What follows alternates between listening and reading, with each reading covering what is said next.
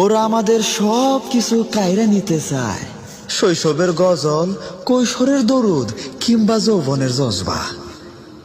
বেদাত বেদাত বইলা কত কি যে মুইসা দিছে তার ইয়ত্তা নাই। হৃদয় নিয়া টানা হেসরার অবস্থা দেখছেন ভাই?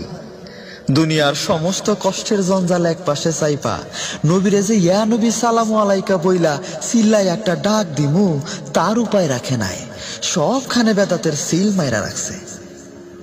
মাঝারে ওলিরা ঘুমায়, আল্লাহর বন্ধু, রহমত নাজিল হইতে থাকে অনবরত।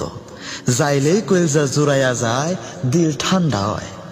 কিন্তু যাইতে দিবে না তৌহিদ জনতা, শিরকের ছাপ দিয়া ওই দরজা বন্ধ কইরা দিছে।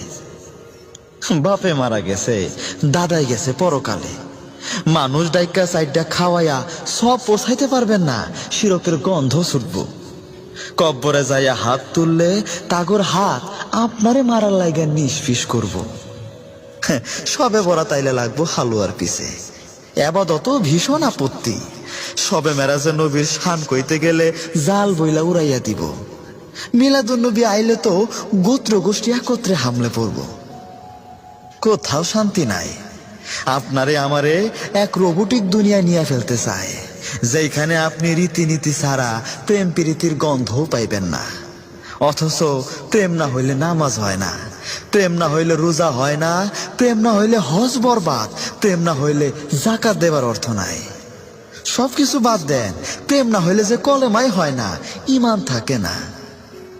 কম্প্রোমাইজ কম্প্রোমাইজ কম্প্রোমাইজ, আর কত কম্প্রোমাইজ করা যায়? ইয়া নবী তো আমগো কইলজাড়া কেমনে কম্প্রোমাইজ করা যায়?